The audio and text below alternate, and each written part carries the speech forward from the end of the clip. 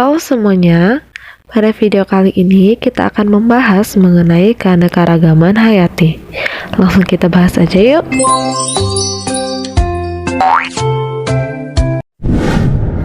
Keanekaragaman hayati atau biodiversitas adalah keanekaragaman pada makhluk hidup yang menunjukkan adanya variasi bentuk, penampilan, ukuran, serta ciri-ciri lainnya.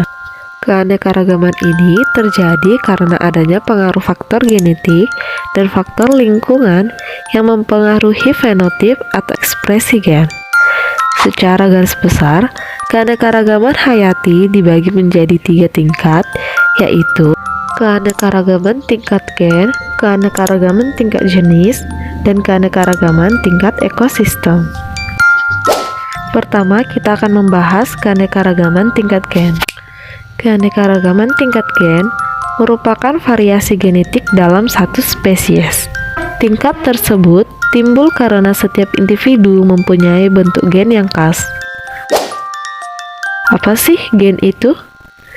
Gen adalah materi dalam kromosom yang mengendalikan sifat organisme.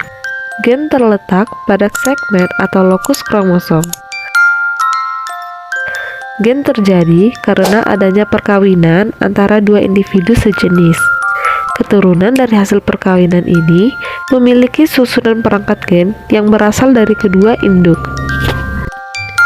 Kombinasi dari dua induk tersebut akan menyebabkan keanekaragaman individu dalam satu spesies, berupa varietas-varietas secara alami atau buatan. Keanekaragaman gen menyebabkan bervariasinya susunan genetik sehingga berpengaruh pada genotip atau sifat dan fenotip atau penampakan luar suatu makhluk hidup. Coba perhatikan gambar bunga berikut. Ketiga bunga ini merupakan bunga mawar. Akan tetapi, fenotip atau penampakan luarnya berbeda.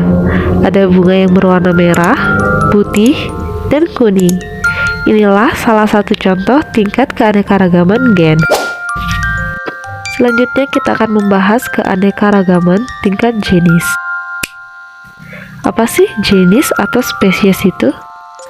Jenis adalah individu yang mempunyai persamaan morfologis, anatomis, fisiologis, dan memiliki kemampuan untuk melakukan perkawinan dengan sesamanya, sehingga menghasilkan keturunan yang subur atau fertil untuk melanjutkan generasinya. Contohnya, spesies kelinci, spesies kucing, dan bunga matahari. Keanekaragaman tingkat jenis merupakan variasi yang terdapat pada antar spesies makhluk hidup. Variasi ini tampak lebih jelas pada makhluk hidup pada satu keluarga atau family. Kalian pasti pernah lihat suatu organisme yang memiliki ciri-ciri hampir sama akan tetapi berbeda spesies, kan? Apa aja sih contohnya? Perhatikan gambar berikut. Terdapat 4 spesies tumbuhan, yaitu kacang tanah, kedelai, buncis, dan kapri. Jika kalian perhatikan, keempat spesies ini sama-sama memiliki buah bertipe buah polong, sehingga keempat spesies ini masuk ke dalam famili yang sama, yaitu famili Fabaceae atau suku polong-polongan. Inilah yang dimaksud dengan keanekaragaman tingkat jenis. Adanya variasi antar spesies dalam satu famili. Tapi, kalian harus tahu kalau Fabaceae ini juga pernah dikenal dengan nama Leguminosae dan Papilionaceae. Contoh lain yaitu famili Felidae. Pada famili Felidae, terdapat spesies kucing liar, spesies puma, spesies singa, spesies harimau, dan masih banyak lagi variasi spesies pada famili ini.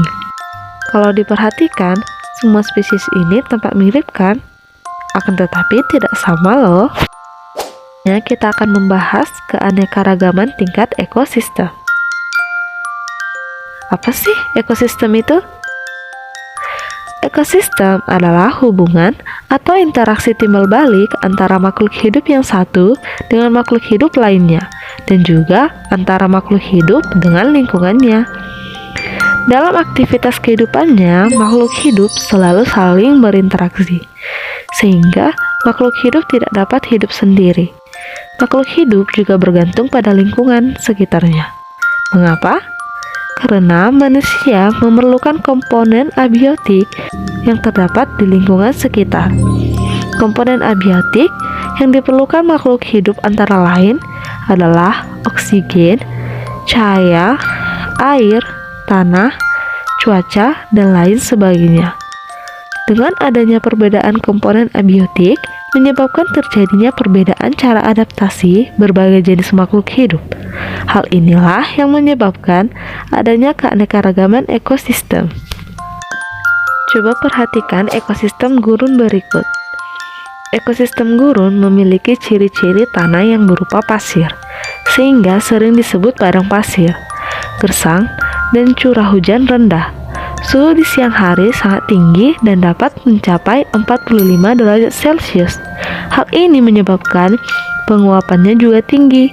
Sedangkan pada malam hari, suhu sangat rendah sampai dapat mencapai 0 derajat Celcius.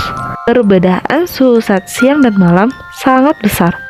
Karena lahannya yang tidak subur, hanya beberapa jenis tumbuhan yang dapat hidup, contohnya kaktus. Dan contoh hewan yang hidup di gurun yaitu unta. Ekosistem gurun ini sangat berbeda dengan ekosistem perairan, di mana pada ekosistem air, lingkungannya didominasi air, sehingga makhluk hidup yang berada di ekosistem ini merupakan makhluk yang dapat hidup di air atau amfibi. Pada ekosistem ini, cahaya matahari terbatas, di mana cahaya matahari hanya dapat menembus beberapa meter aja di air. Hal ini menyebabkan adanya perbedaan suhu di permukaan air dan di kedalaman air. Hal ini juga menunjukkan bahwa iklim dan cuaca tidak terlalu berpengaruh pada ekosistem air. Selain ekosistem gurun dan ekosistem perairan ini, masih banyak lagi loh ekosistem yang terdapat di bumi ini. Karena itulah adanya keanekaragaman tingkat ekosistem. Oke guys, jadi kalian udah ngerti kan apa itu keanekaragaman hayati dan tingkatan keanekaragaman hayati. Kalau begitu, sampai di sini dulu ya pembahasan kita mengenai keanekaragaman hayati. Kalau kalian masih bingung tentang penjelasan ini, kalian boleh beri komentar. Jangan lupa subscribe channel ini dan like video ini. Terima kasih dan sampai jumpa di video berikutnya.